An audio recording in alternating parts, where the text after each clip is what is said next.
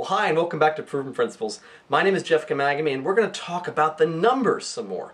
So what does it take to build your business? Let's talk about the funnel. So the funnel is really the foundation of how your business will grow. So here's what's happened so far. Number one is you join the business. Okay. Number two, you set some goals. Your 101 goals, and you've worked on your productivity pyramid and made them smart.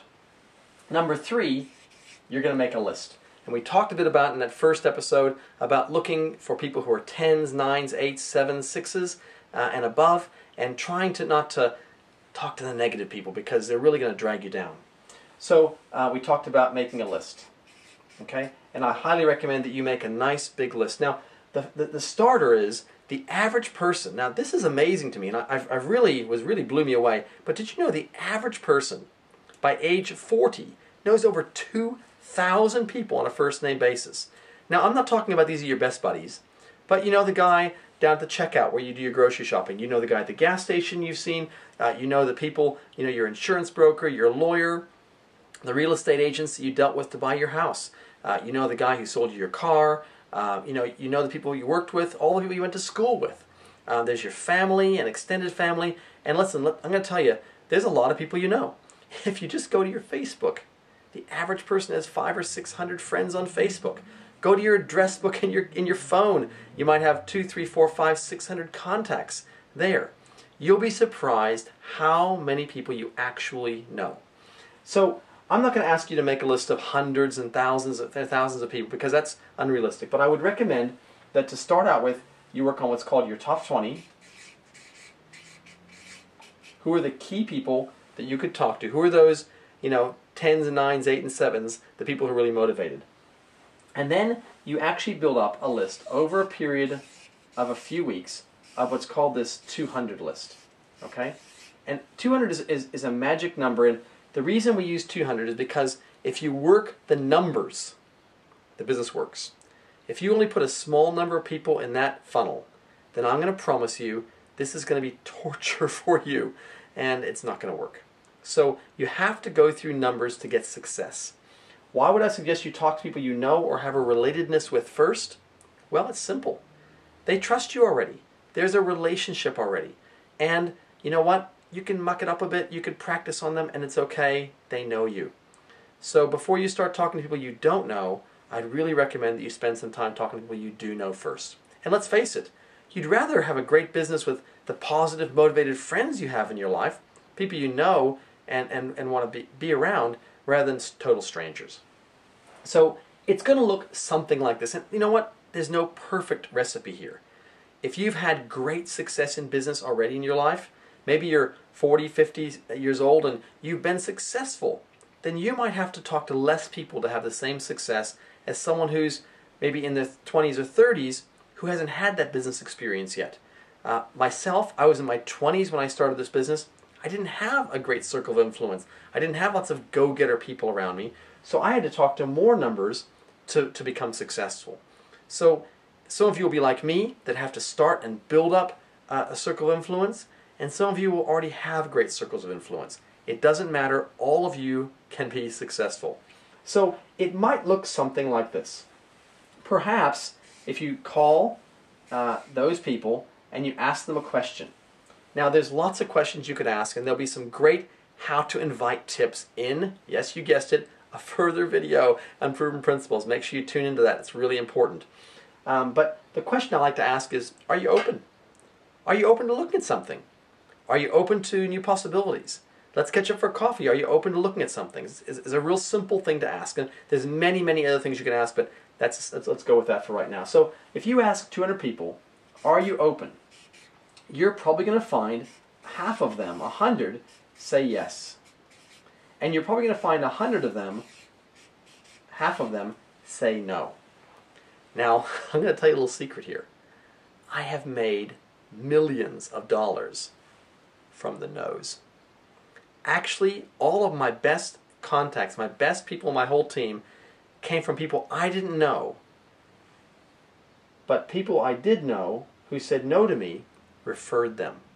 You see, when you get a no, the magic words that I use, now write these down, is, can you help me? Those 4 words, I will tell you, have earned me millions of dollars so far, and will earn me many, many, many more millions over the coming 20, 30, 40, 50 years into the future. So if someone says no to you, you can simply say, hey, listen, thanks, I really appreciate it. It's not for you. Can you help me? Who do you know who may be open to looking for an opportunity? Now remember, at this point, they don't even know what the opportunity is. They just may be the wrong timing for them. Okay? And many of them also may become customers along the way. So, here we are. We have our 200 people we've called. Half have said no, half have said yes. Of the 100 people who said yes, something like this will happen. Approximately 50 of them you'll meet. And approximately 50 said yes, but meant no. I don't know what it's like in our society. I don't know how we got like this. But at least in Western society, so many people say yes to something and really mean no. I mean, they don't turn up. I mean, this is not just opportunities. Some people say they're coming to the party and don't turn up. You know, it's unbelievable to me, but that's just, you're dealing with people, and that's just the magic. The best part of this business is the people, and the hardest part will sometimes be the people. So 50 of them said no, and they'll end up over here. Now, I might give them 1 or 2 chances. Maybe something came up with the kids. Maybe they were ill. Maybe there was traffic. Listen, there can be legitimate reasons that the meeting didn't happen. But, you know, some people, you just got to let them go. Ask them for a referral. Ask them, can you help me? And add to your list. So from the 50 people you meet, you sit down with, and we're going to talk more about presentation in a further clip on proven principles, but you sit down and meet them, and something like this, and again, the numbers will be different. If you're highly successful, you know, this might be, you know, much easier, and you might get much better results. If you're just new and building trust with people, it might take a bit longer, but let's just take some averages.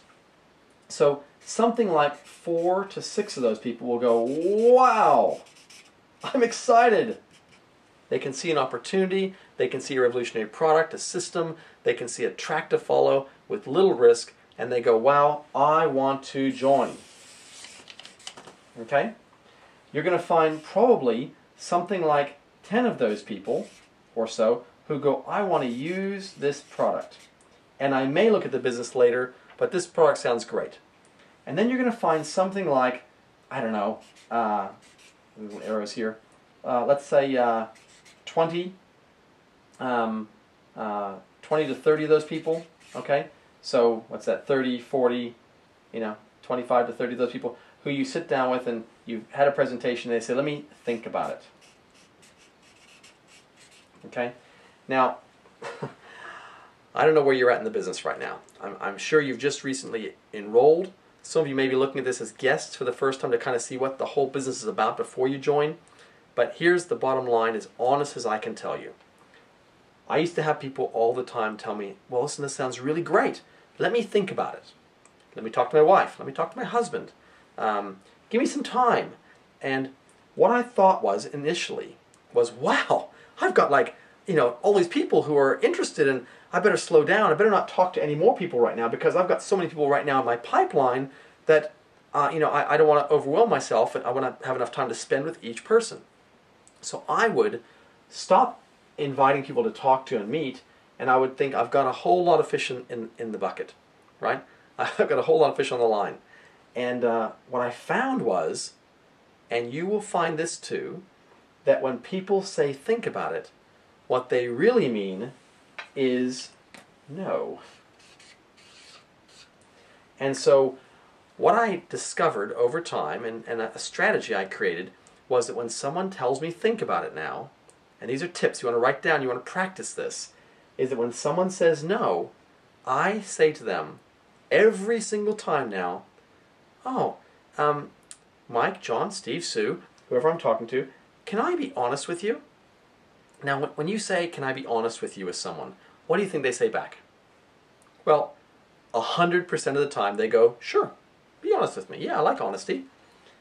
Well, John, you know, you said think about it.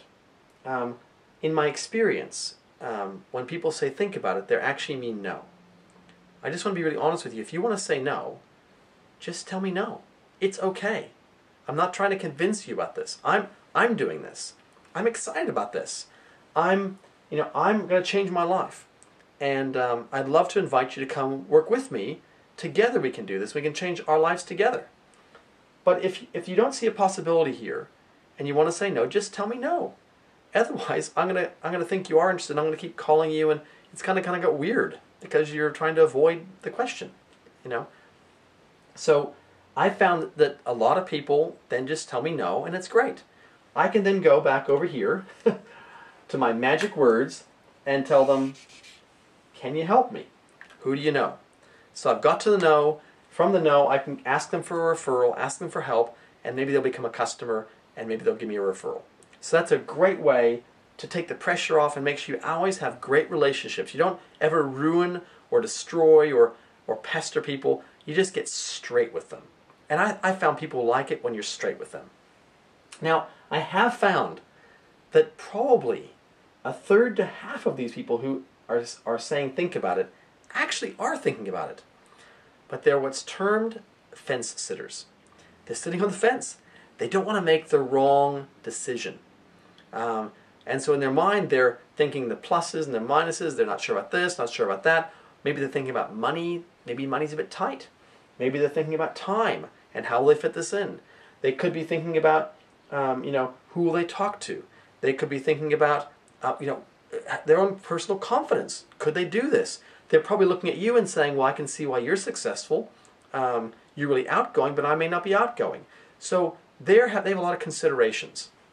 So what I found works really well with these people is just sitting down, being really honest with them and saying, listen, let's just talk about the pluses and the minuses, and let's answer the questions you've got right now. Let's not think about it. Let's go and come to a conclusion with either you're in, you're either in or you're out. And it's okay either way. And I found people really like that. They've got questions they want to ask, so they want the answers to them. So I'll just sit down and talk to them about what are the pluses? John, what are the things that you can see are an advantage here? And I'll even get a piece of paper and write down the pluses. And they could be, well, I can see that I can earn extra income. What would you do with that income, John? Well, I could help I could get an investment property because I'm really interested in getting into the property market. Well, great.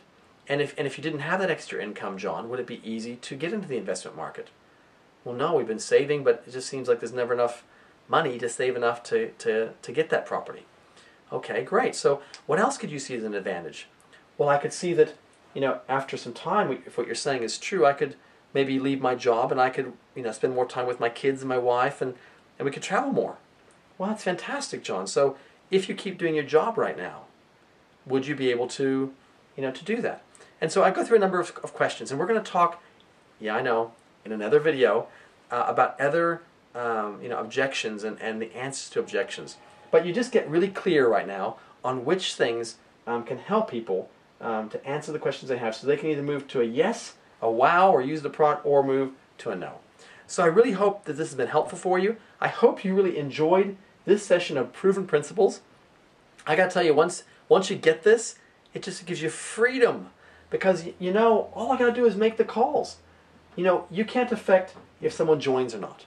You can't affect if they meet you or not. You can't affect if they say yes or no. All that you and I can do is ask the question, are you open? I hope you enjoyed this session of Proven Principles. Bye for now.